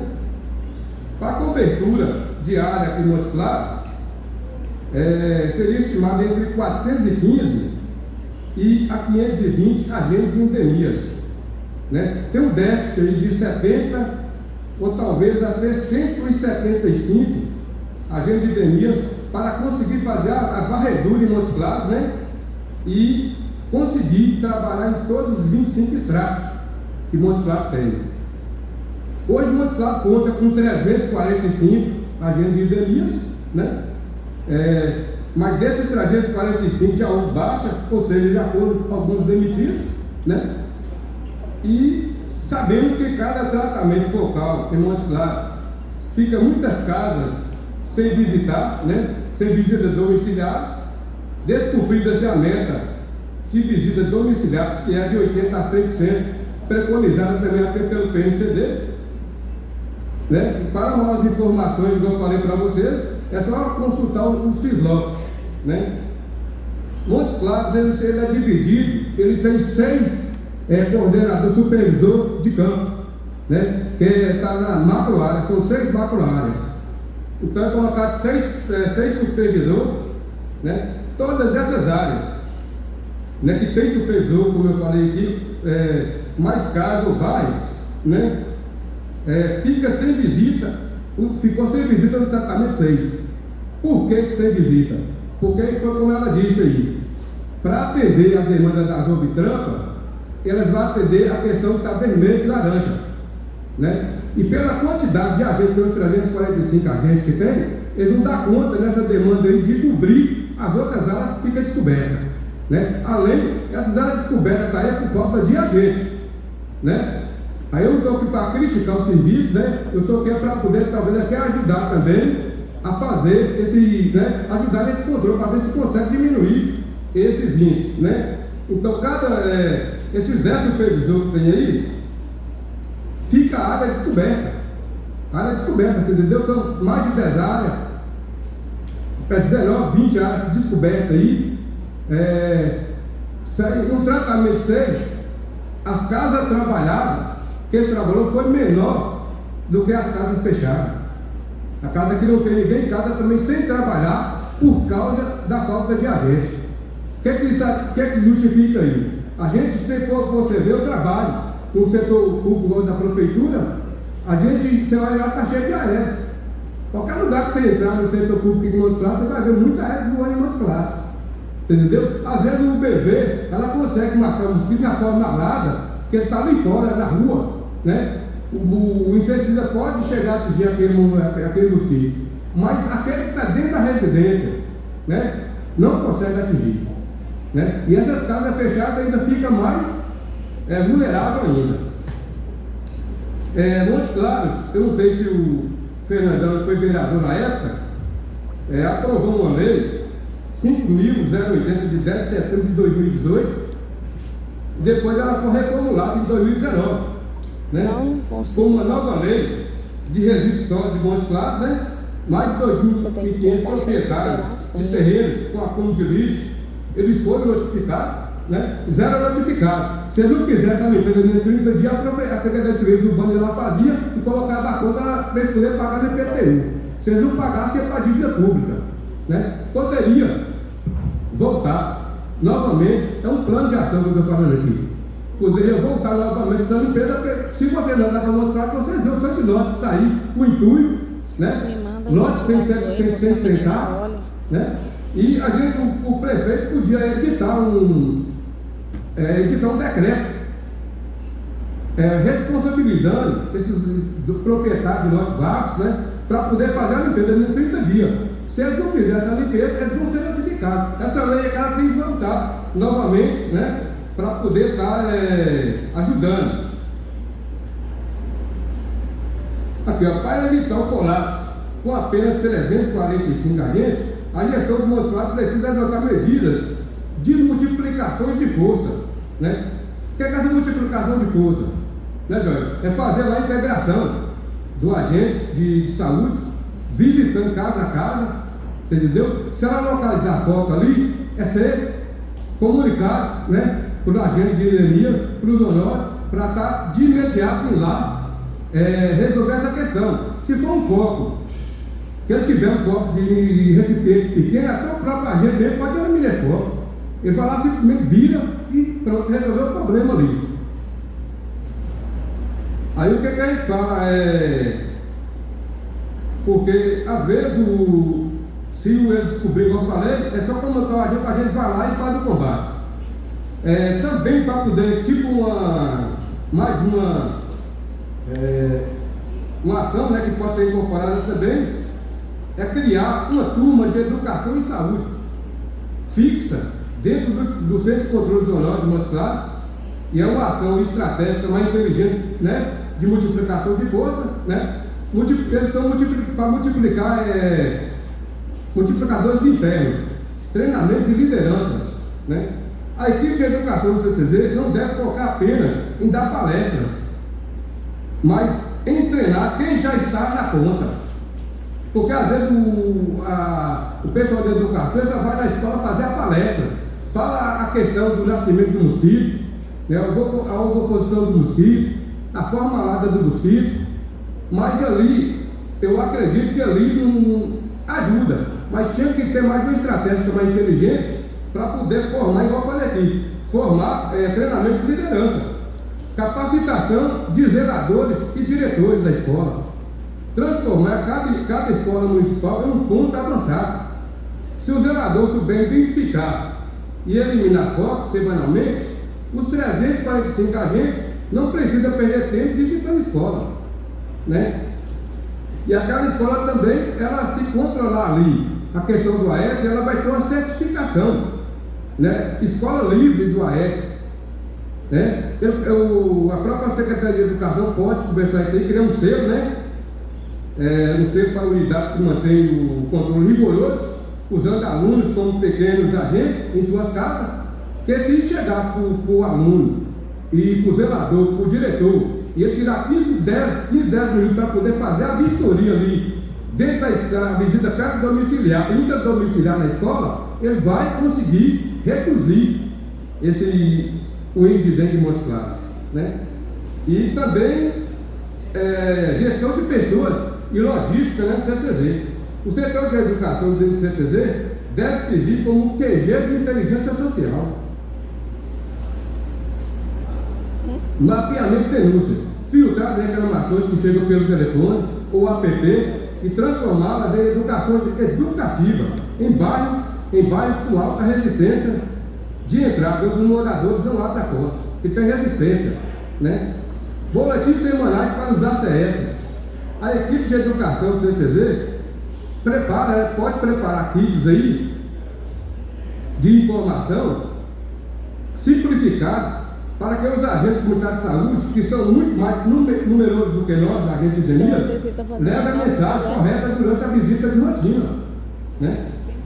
Foco em modos estratégicos, identificar borracharias, ferro velho, floriculturas para treinamentos específicos, transformando donos desses estabelecimentos em parceiros do CCZ, reduzindo a carga de fiscalização dos 345, né, agentes de endemias.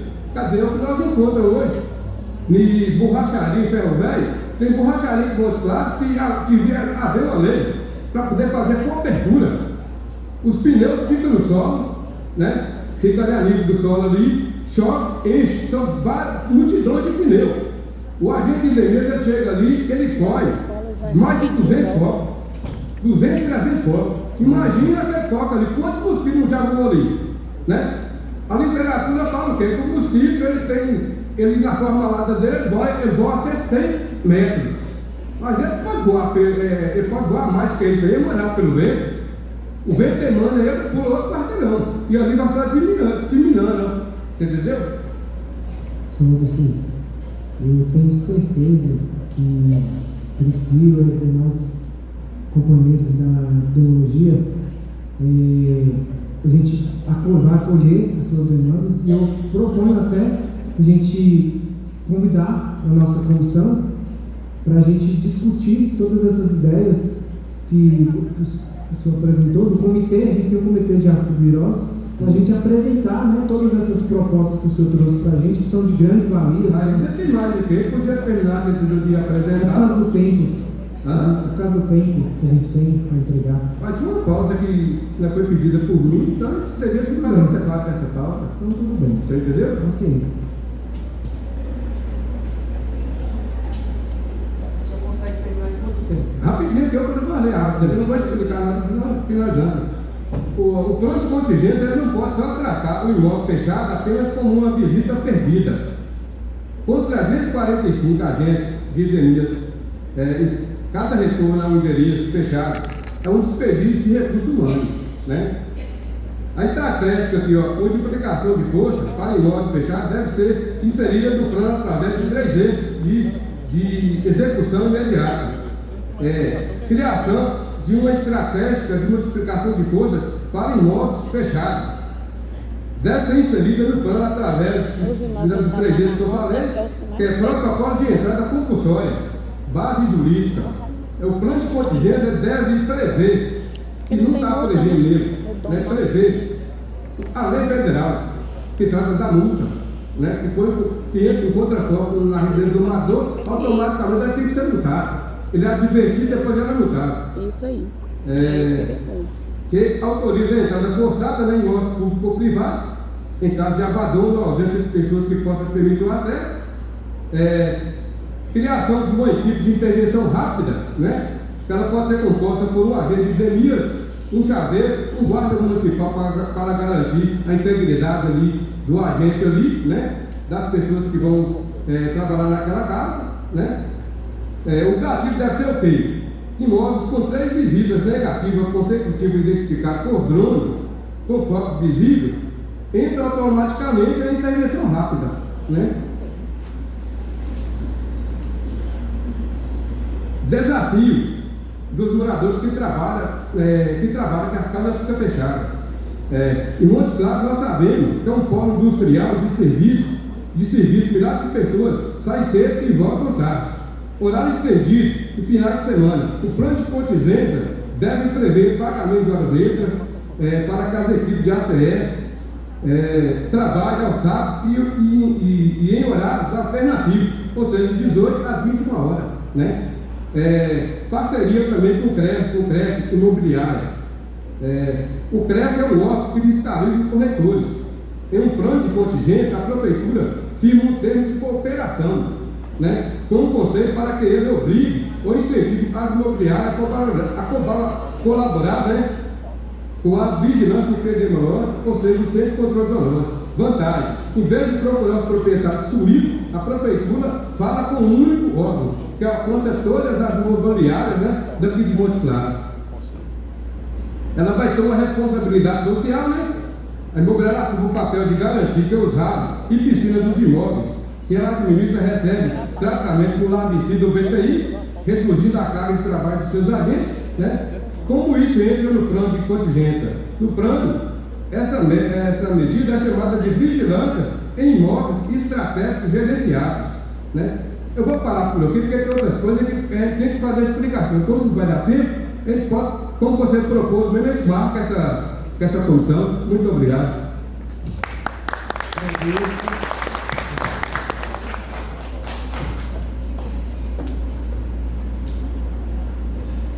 Muitas ideias, né? Então, assim, eu vou agradecer as duas conselheiras pela consideração e elogios e vou passar para a equipe, né? Neste momento é muito importante, porque a gente tem que levar também os elogios quando são feitos e falar, né? Que é tudo uma cadeia lógica que acontece, então, assim, parte de uma notificação compulsória, essa notificação parte primeiro do atendimento, na verdade, na atenção primária, que é a porta de tudo, feita a notificação compulsória, a gente imediatamente já tem uma ligação muito boa com o Centro de Controle Zoonose, que já faz o bloqueio, como você bem citou, e faz as intervenções epidemiológicas para quebrar essas cadeias, como já foi dito aqui. Então, não é um conjunto de apenas um setor, sim de toda uma secretaria, de toda uma rede de assistência do município, né? Então, a gente repassa e vou fazer questão de repassar os grupos. Você vai ver, assim, muitas ideias e muitas boas ideias. Então, quando a gente fala de processo de gestão, a gente fala que é sempre necessária a chuva de ideias. A gente coloca tudo que está dentro da nossa cabeça, tudo que a gente já vivenciou e tem de realidade, e vai estratificando disso o que a gente consegue alcançar e como esse alcance vai melhorar e vai fazer a diferença dentro da vida de alguém, porque a intenção nossa é fazer saúde e salvar vidas, né? É isso que a gente zela e é isso que a gente busca.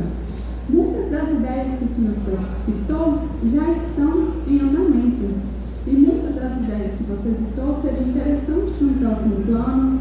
Eu vi que tem algumas que são bem direcionadas ao Centro de Controle Zoonose, então eu acho necessário sim apresentar essas ideias, e nós temos o Comitê das Arboviroses, que vai conversar a cada 2 meses, que chuva de ideias é necessária lá, em momentos oportunos.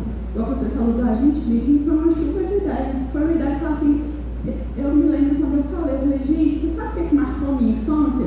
Foi um dia que chegar na escola e falar, vamos sair todo mundo da sala e procurar fogos de dentro, desde o papel de bala. E naquilo eu dei um cartãozinho falando para a gente Mirim. Isso ficou na minha cabeça até hoje. Então surgiu, está em desenvolvimento da educação, que é uma grande parceira. Então foi alguém colocar uma ideia que surgiu e você trouxe muitas boas ideias. Então quando você fala assim, da usabilidade que está direcionando, eu queria que o senhor entendesse também que tem que acontecer essa parte, tem que colocar essas propostas, tem que fazer política, tem que ver o que tem jurisprudência para mim conseguir fazer, né? Porque entrar na casa de uma pessoa, eu tenho que estar juridicamente muito bem embasada, senão tira a Constituição Nacional, que é nosso órgão máximo, né? Nossa Carta Magna. Então tudo isso tem que ser muito bem avaliado e firmado para a gente conseguir fazer. Mas tem que partir de uma ideia, igual a que você trouxe. A outra é um instrumento sensacional. Ela mostra ali o que está em alerta. E quando ela me mostra que está vermelhinho, automaticamente eu tenho acesso ao Vidran, porque eu falo, ó, teve um aumento de notificação e eu tenho internado esse bairro, vou fazer a intervenção. Que foi o que iria acontecer no último sábado, mas por causa da chuva a gente teve que remarcar, mas mesmo assim a gente conseguiu fazer a vacinação. Então, assim, tudo isso são através de ideias do senhor. Apresente mesmo, leve elas lá para o lugar certo, que é o comitê, onde tem a voz de fala, e apresenta para a gente, porque esse aqui é o de 2026. Mas no final do ano a gente começa a planejar o de 2027 e 2028. E as suas ideias podem caber lá sim, tá bom? Então eu acho que fica respondido, tem um lugar. Eu gostei de muita coisa que o senhor falou, muita coisa eu acho que somente de jurisprudência a gente precisa. Pois é, tem evidência, né? E é muito importante a gente escutar. Então eu acho que eu respondi, né? O que foi proposto. Então muito obrigada, viu, gente?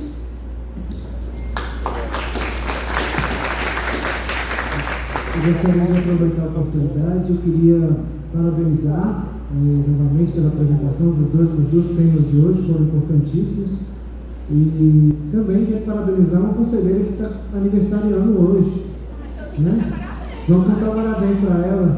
Maurília Carvalho. Vem cá, Maurília, fala alguma coisa aqui pra gente. Vem falar alguma coisa aqui pra gente. Eu não vou pra padaria, vai pra lá. Vou lá no Grava. Vamos lá. Parabéns pra você. Muitas felicidades. Muitos anos de vida. Parabéns pra você. Essa data querida. Muitas felicidades. Muitos anos de vida. Posso falar então? Você só tem meia hora. Só meia hora só. O Grapa fica, viu quem não conhece, tem endereço, fala aí, ó. Grapa. Não, vou falar de mim. Salgado, Boa tarde. É só agradecer mesmo. Eu falo que o carinho do conselho é muito grande, mas que hoje foi uma luta muito grande para estar aqui. Eu tenho que ter em contato, porque eu não viria. Eu falo assim que todos nós que estamos aqui como conselheiros, que é um trabalho voluntário, nós enfrentamos dificuldades diárias. E hoje eu estive com minha mãe fazendo um exame e assim, a cara da médica não foi muito legal. Então eu falo que eu vim pra cá com o coração doendo por causa dela, mas assim, com um propósito, porque nós temos um papel importante aqui no conselho. Então a gente faz todo o esforço para estar aqui e receber o carinho de vocês hoje, assim, para mim foi muito importante e sem dúvida alegra meu coração. Obrigada, viu?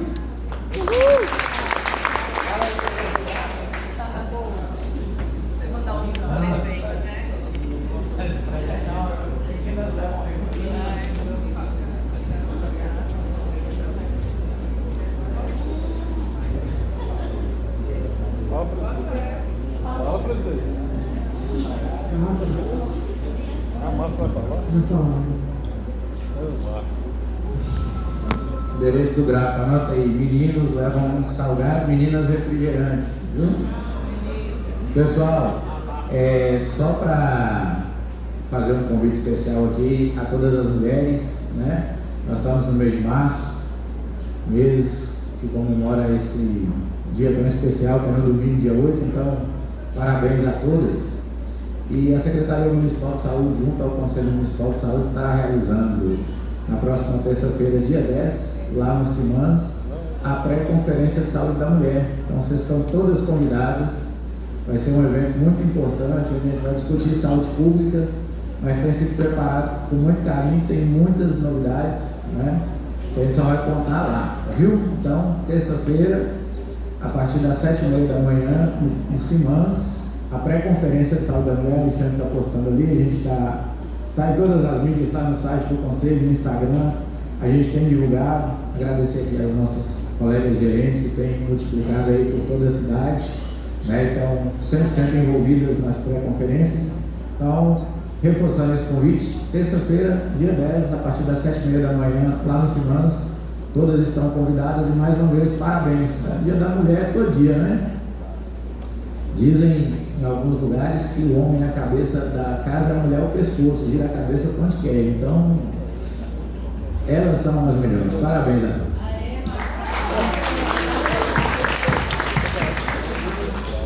Então, nada mais a ver a tratar. Tem mais alguém para falar? Não? Nada mais a ver a tratar. Então, encerramos a reunião de hoje, encerrando um abraço a todas as mulheres, né, como o Márcio já foi dito, e contando com todas. Cada um leva uma, viu? Se cada um levar uma pessoa, pode ser mulher, pode ser homem, leva lá, gente. Vamos participar das conferências. É um lugar específico para a gente discutir ideias, tá bom? Conto com a presença de todos. Gente, nós vamos divulgar os folders de cada conferência no grupo. Por favor, vamos compartilhar. Cada um mandando para o PSF, mandando para as regiões, Grande Maracanã, Grande Santos Reis, Renascença, região. Vamos compartilhar para as conferências encherem, viu? Obrigada. O trabalhador vai ser dia 23, né, Márcio? Cada trabalhador rural. Esqueceu. O PCD também. Vai ser aqui na Câmara de ontem.